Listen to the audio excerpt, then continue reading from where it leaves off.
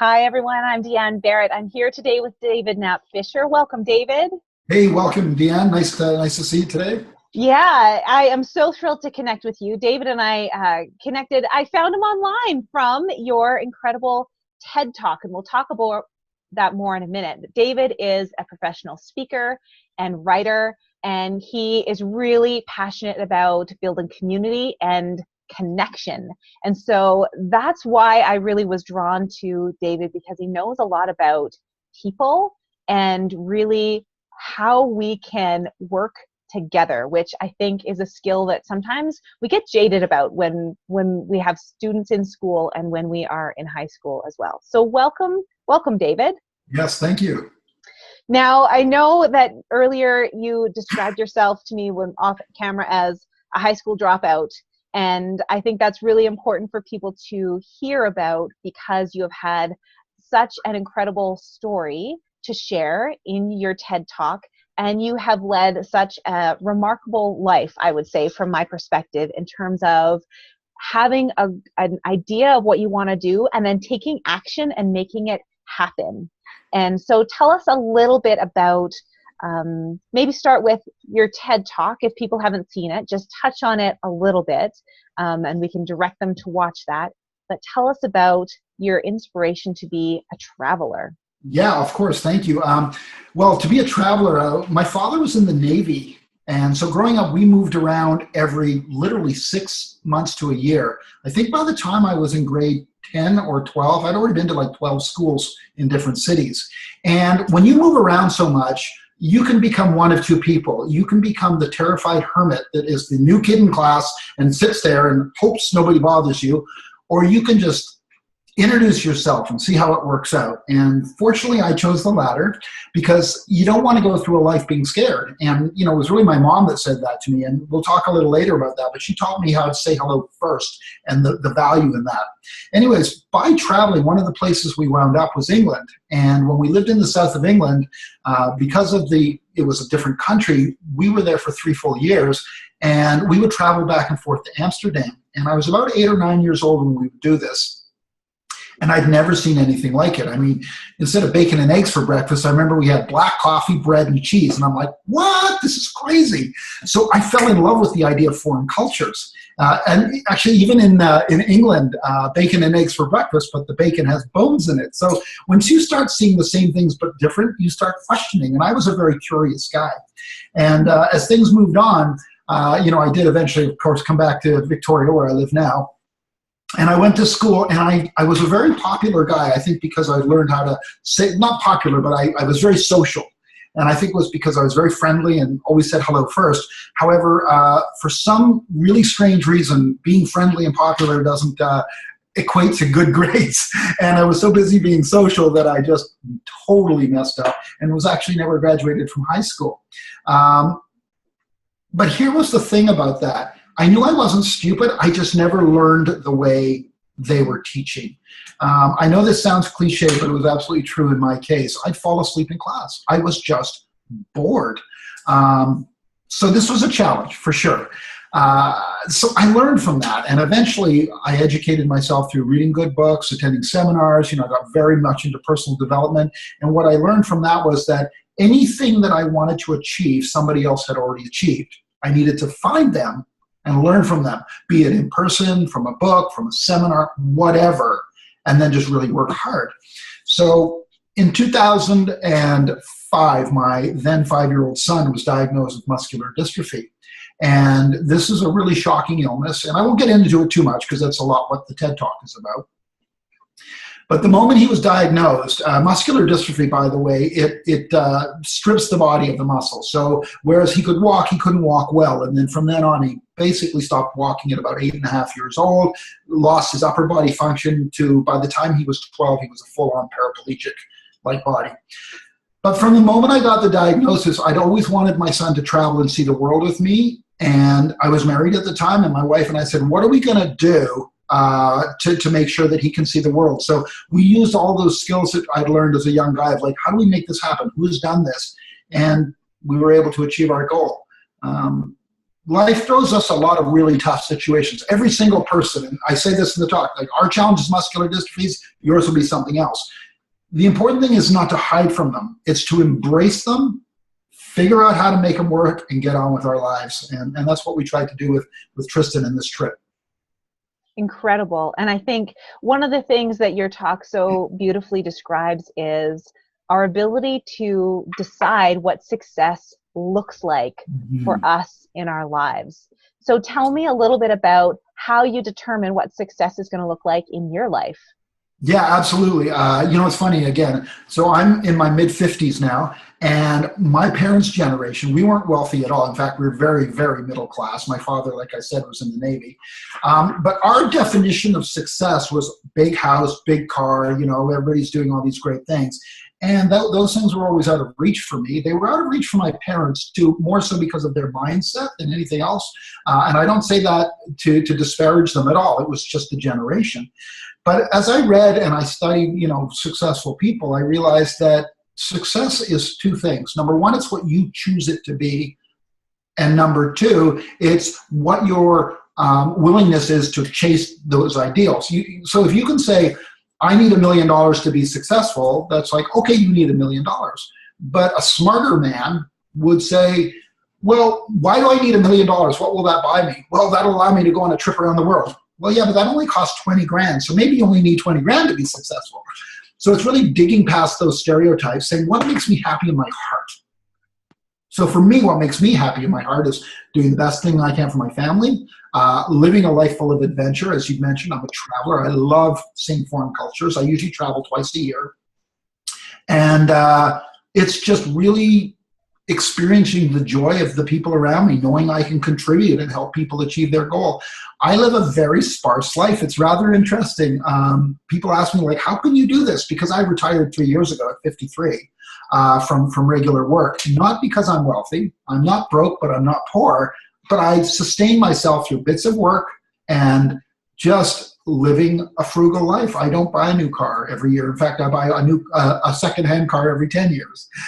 When I travel, I look for the best deal, and then I go to those places. I'm off to South Africa next month for 3 weeks, and I'm going on a really exciting expedition. But, I'm using air miles. I do everything I can to hit my goals without having to go to work. To me, that's success because it brings my time back to me. Beautiful. And now let's touch for a minute on being a parent, because I know that that's a place where we don't always have great markers of success. And sometimes we're gauging our success based on the way our teens are behaving, which can be a horrible equation to work out. As you've been parenting your son, what have some successes looked like for you? I'm going to tell you what some failures look like first, because I think it's really important that we identify that, it's great to hear people like, rah, rah. I'm reading a book right now, and this guy is he is the most successful investor of all time. And he goes down a very small road and starts talking about the challenges he had parenting his own children. And it's really telling. So I like to start with that. So my son's mother and I, we divorced when he was very young, and it was a very, very tough divorce. And I am, happy to say I try to be very transparent in my life. I know I could have behaved a lot better in those days as far as my attitude towards his mother. And I've seen those have an effect on him as he's grown older. He's 22 now. Everybody's good now. We're all in a great place. But I like to look back on those things and realize that our actions have consequences. And as parents, our actions have consequences, and we don't realize that. And particularly when you're dealing with somebody who's got such a strong illness, who can't, get up and walk out the door, right? Or say, and they're already internalizing so many challenges. And that's not about the wheelchair. It's like any child has this, right? They have this fear. So my greatest failure as a parent, for sure, has been not being mature enough to accept responsibility and keep that fight from in front of my child when he was younger, and probably into his teens. Moving forward, I think one of my greatest successes is realizing that, admitting that, and tackling it, having that conversation with his mother, making peace, finding a middle ground, and accepting the fact that, people divorce for a reason because they're not the same, and sort of identifying that that's okay, what's in the best interest of the child. And even though she did things that have driven me crazy, they were never malicious towards my son. Sometimes they weren't even malicious towards me. So understanding all that and maturing to that place, that is a big success for me. So now all of us enjoy, we've gone on with our lives and we all enjoy really good relationships. So for me, that understanding as a divorced parent was a big piece. David, let me just stop you for a minute and thank you for tackling failures, because it's not a question I would have asked, but I so appreciate your ability to share that with us and showing that that's where the growth happened. Absolutely. Thank you. Yeah, well, we can't, buried within every failure is a success if we're ready to get raw and look at it with everything we do, Anybody, and this is what's interesting, because I studied success my whole life. What's very interesting is that the uninitiated people who, think success happens to, it's who or you got lucky, or the guys who buy lottery tickets, they're so far removed from what real success is, which is digging in every day and messing up and screwing up and failing and gleaning those lessons and then applying them moving forward. And that's what true success is in work and life and parenting. That's what it is. Another failure that has now become a success for me is, I'm a very ambitious guy and I wanted the most for my son. And when he was diagnosed with an illness, my first thought was, well, I don't want my son to have this illness get in the way of him living a great life. So as a parent, I did everything I could to bolster that. But when he became a teenager, I thought okay, I've read about these kids with the same illness that are writing books and got podcasts, and you got to do this. And that's just not my son. And, he's a pretty laid back dude, I got to tell you. And, I would be pushing him and forgetting he was a teenage boy. And anybody who's watching this with teenage boys will go, I know exactly what you're talking about. So I had to kind of get to that point to find out what his version of success is. Also recognizing that his life is very different from most people's due to the restrictions. And once I understood what that was, that's what I moved for. So, I don't like giving advice, but one thing I'd say is, sit back and listen and try to understand not what they're doing, but why they're doing it. What does that mean to them? It's like that $1 million or the trip around the world. Is it the $1 million or is it what they're really looking for, which is not about money? That's what and that's what I learned with my son. Incredible. Yeah, I was just sharing the other day with someone, when I started teaching, I had this group of teens who all did really well and had high marks and they all wanted to be doctors. And then when I said, okay, well, you have some volunteer hours you have to do, who's going to volunteer at a hospital? And many of them were like, oh, a hospital, I don't want to spend time there. And I was like, well, you may want to reconsider this whole doctor dream if the hospital environment is not actually a place you want to be. So I love that example. We have this idea sometimes of what we want to have, but we haven't investigated what that would bring us. Absolutely. That investigation is everything. Honestly, I think this is one of the keys to a successful life is really drill down, do the work, find out what it is you're looking for. And when I say what it is, do you really want that brand new car, or do you want how it makes you feel? Well, you want how it makes you feel. And when I say by how it makes you feel, probably driving really fast, not the $60,000 of debt, because that doesn't feel so good, right? So if you drill down that really what you want is that fast feeling and feeling of freedom, well, can you find freedom another way? Maybe it's a walk down on the beach or by the river, right? It's really drilling down. If we can teach our kids to do that, it takes off all the stress of the world. It really does. If you can say, I am getting my needs met and achieving my goal, but I'm doing it in a way that doesn't affect the other part of especially financially, because I'm a very big advocate of how money works, because I think I know it's destroying people all over the place. Massive debt. Our market is up and down like crazy right now. Our debt load, the average Canadian spends $1.67 for every dollar they earn. Average Canadian has over $24,000 in non-mortgage debt. It's insane, right? So no wonder they're feeling trapped. Well, they're passing this stress on to their families. They're also passing these bad habits on to their children, right? Saying this is the way. And it's really setting people up for failure, both the adults and the children.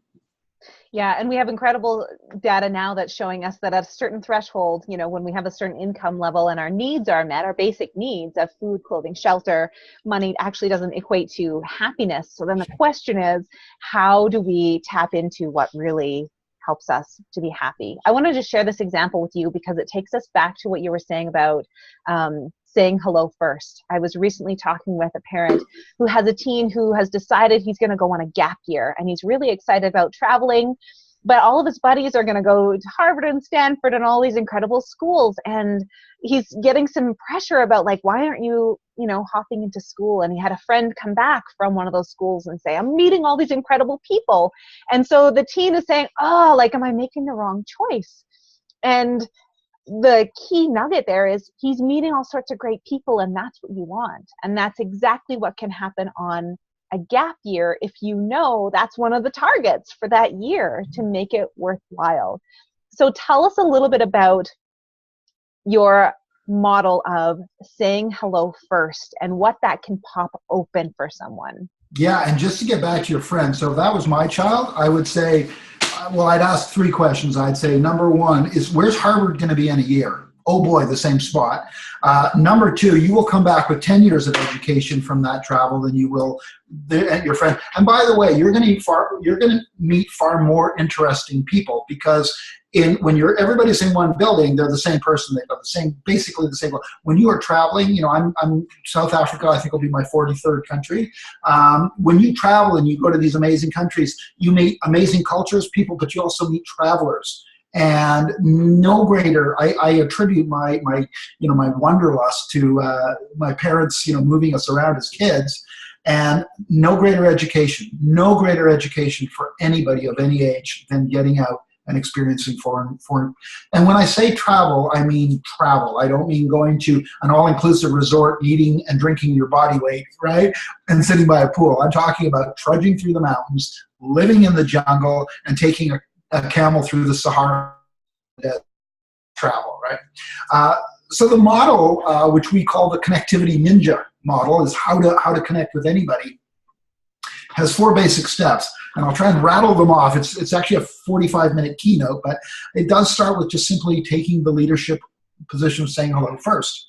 And by first, it's everybody. It's not picking and choosing. It's not cherry picking. Oh, that person might be interesting. I'll say hi to them. Say hello to the barista who's making your coffee. Like, put down your damn phone. These are the worst things in the world for all of us. Say hello to the person next to you. Reach out. If somebody's interesting, or you can reach out, say hello, as you and I have done. We've never met in person, and we're having this amazing conversation. What's very interesting, too, that the listeners won't know, is that in our conversation, we were with somebody who's doing similar work, and now you've got another connection. So that all comes from the saying hello first. It's a leadership position. It's taking ownership of your own future.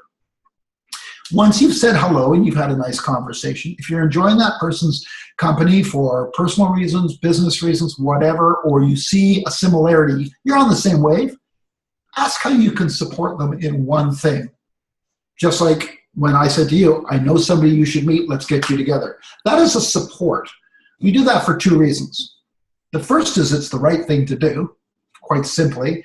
But number 2 is it carries an understanding that, wow, we're on the same page. We're on the same page. So if down the road I need something, I've already shown that I'm willing to support, I'm going to ask you for help. Hey, by the way, do you know anything about this? Do you have a book I could read? Can you recommend somebody I could meet? Now, I always caution people when you offer to help, like, don't say to somebody, hey, I just met you. Do you want me to help you move house this weekend? That's too big of a favor. But, recommend a website, a book, an introduction if you think it's the right thing to do. Then when you're ready, you can ask for support. So say hello first, offer support. When you're comfortable, ask for support.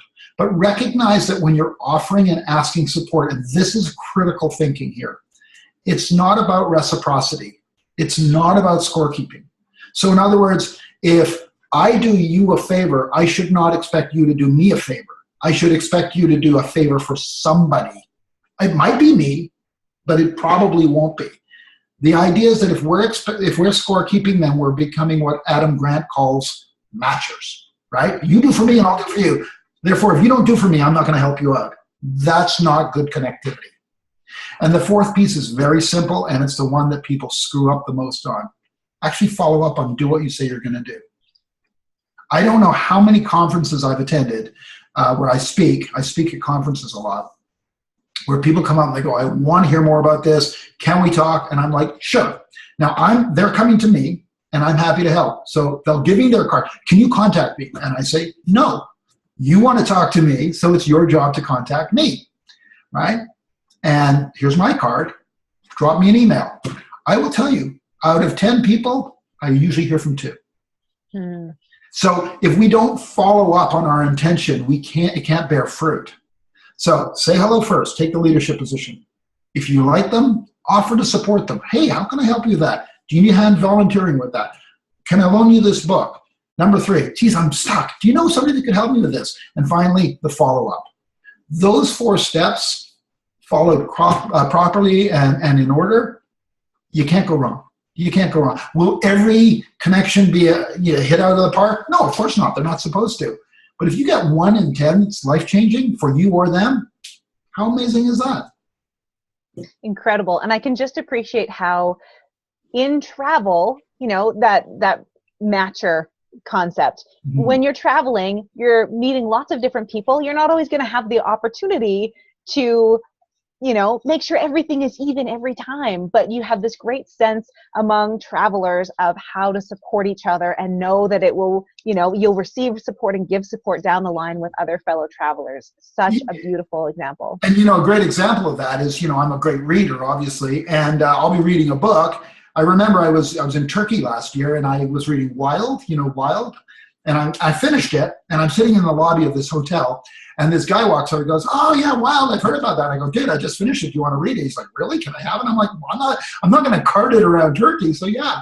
And then 2 stops later, I found a book I was looking for. And, they always have those, take a book.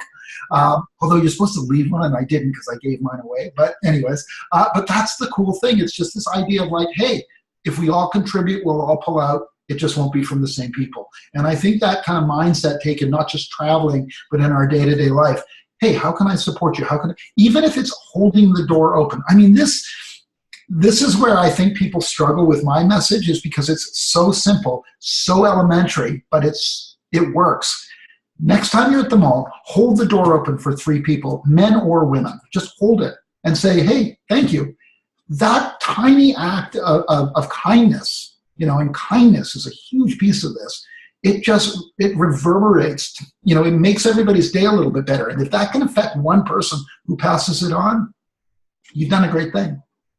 I love that question too, about how can I support you? Because it requires us, when someone's asking us that question, to really think about, how could that person support me, and what do I need support with, and making that all okay. Because I think often we become our isolated islands, feeling like, oh, I have to pretend I've got it all together and I don't need any help. That can never be true. We always need each other and need community, and it creates resilience in our individual lives and as a community. It builds such resilience when we know how to connect. And it's funny, before we went on camera, you were asking how do you want to be introduced? And I said, well, I do go as community builder. This whole thing came out of exactly this. I would be on stage, or I'd be at whatever, and I would offer to support people, and then it's like somebody comes up and I'd say, hey, I know somebody. Well, you start doing this enough, and it gets this snowball effect where it's not like you're connecting 2 people, but you're connecting 10, and then it just grows and grows. And so I've sort of become a bit of a go-to guy. If you need to find somebody, go find David. And I don't say that to impress you, but to impress upon you that just these little steps every day, people are so grateful for that support that they want to help back. And therefore, it just snowballs. So it's very easy. Every single person that I meet now, I'm like, tell me what you do. How well, and I, by the way, I focus more on, believe it or not, less work in the community that I run here in Victoria called Inspired Victoria. We're a non-networking group. We're very adamant. We want to hear what you do as a person. What's your passion? What do you do for fun?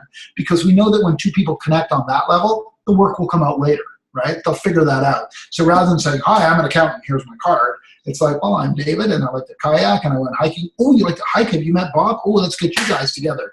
Bob just happens to need an accountant, but now he's got a friend who is an accountant. Way better. I love that, because I think that's so true. We become kind of our professional face, and then it becomes a barrier because people don't really know who we are. Just as I would say, many high school students, feel like, oh, I'm this kind of student. I'm a B student, or I'm an A student. And then when we're outside of school, it can be disorienting. Like, I thought I was an A student. Why am I feeling so poorly, as a parent? Because no one's telling you you're an A parent. There's no such thing. Instead, we have our feelings and our ability to connect and reach out for support. Absolutely. And I think, if there's one thing that I've learned as a parent, and like I'm, my son is 22 now, and, I'm like I said, mid-50s, I'm climbing up there. You look back and you think about your successes and particularly your failures.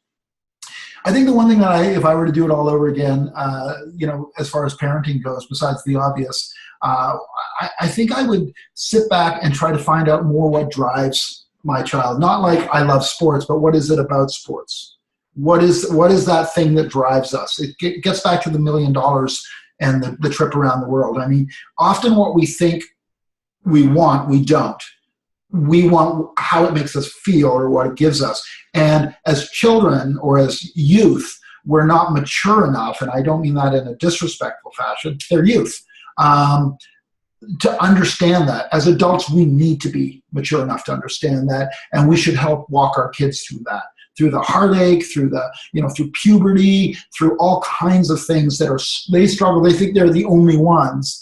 And then, of course, we've all been there. So if we can step up to the plate and just say, well, tell me what it is about that you like. Why do you like that? How does that make you feel? Well, how can I support you in that fashion? And by the way, when I say support, I mean support, not be a pushover. Sometimes we have to make tough calls. No, we do. We're parents. That's our job. My son's been angry at me many, many times I used to make my son read for an hour a day, and it pissed him off. And this is kind of the funny thing is he had no choice because he couldn't move his body. I'd say, dude, you can't walk away from me. And as he got older, now he's brilliant in English. He attended college, did well.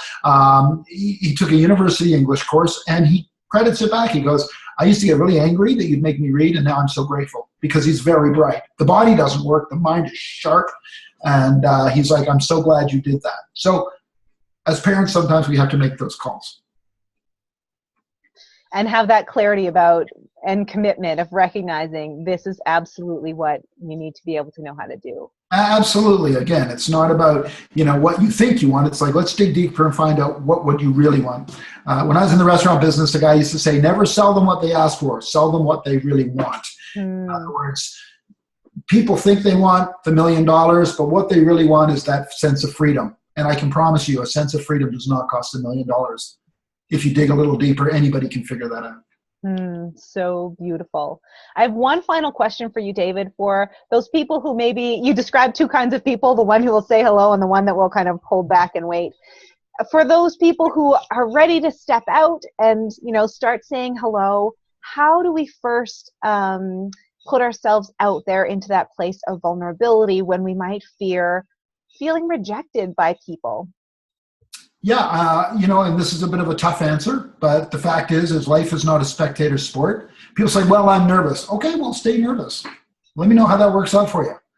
Every single person, you, me, everybody that does what we do has to be prepared to step beyond that line, however uncomfortable. It's like getting rejected in a date, right? We have to be prepared to face it, but it does not have to be humiliation. Rejection, just like failure, is part of success, right? But if somebody just says hello, there's not going to be a rejection. It might be a hello back. It may be just short and sweet, or hi, but at least they've done it. One of the things I talk and write about is, if you want to learn how to say hello, then quite simply say hello 10 times a day. Walking down the street. Good morning. Hello. Talk to your barista. Put your phone down. Put the phone down, right? Just do it and get comfortable with it and understand that that is the key. And again, I have had this conversation with people that are like, well, you don't understand. There's some people that are uncomfortable. Well, I'm not here to fix everybody's problems. I can simply tell you that if you're prepared to make that simple step, you're going to do well. But I can't wave a magic wand and make it easy for you. It wasn't easy for me when I started. It's not easy for a lot of people, but those that have the courage, and it's this much courage, honestly, it's a barista, it's the person at McDonald's, it's the Walmart checkout person. Just, here's a great thing to do. The three people I just mentioned, the barista, the checkout counter person, and the grocery supermarket, they are so used to being faceless to the people that walk in front of them. Faceless. You know, you walk up Starbucks, good morning, what can I get you? And they're like, double foams, you know, latte, blah, blah, blah, blah, blah. That is not how we talk to people. Our parents didn't raise us. So now what we do, what I like to do is I take one moment and I say, you know, good morning, what can I get for you? Good morning, how's your day going? And I don't put in an order until I break their contact and they answer me, oh, you know, it's really busy this morning. Great, well, I hope you're having a great day. I'd like a, you know, tall Americano, please. Hi there, welcome to McDonald's. What can I get for you today? How's your morning going? And that pause, it forces them to break the silence. It forces, you do that, it teaches you the skill of saying hello. So then when you're sitting in a meeting, you can lean over to the person next to you and go, how's your day going this morning? So that's would be how I do it. Practice on those people and then go for it. And you'll be amazed at who comes into your life.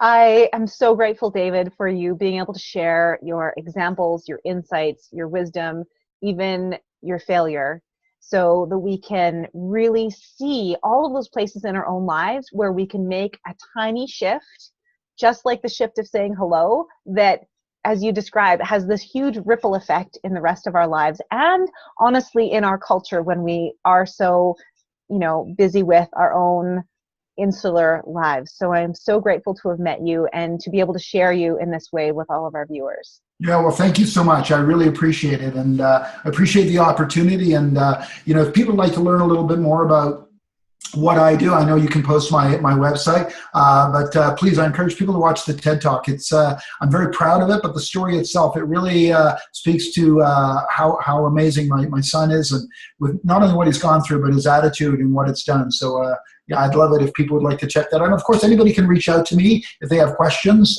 Just reach me through my website. Yeah, and all the links will be below us here. And I just want to challenge everyone who's watching to take up David's challenge and focus on saying hello to someone 10 times in your day. And I'm gonna really start counting and seeing those opportunities. I'm gonna do it for a week, and I hope you'll join me in that and just see the ripple effects that has on our ability to connect and really build community around us. So thank you for that, David. Yeah, and the great thing, just to finish with that, is it breaks down that stigma within ourselves that we don't know how to meet people. Because we do, we just don't practice it. By saying good morning, hello, how are you, to 10 people in a day, you pretty much, it becomes a habit. Incredible. Thank you so much, David. And thank you, those of you who are watching. Until next time. Bye-bye.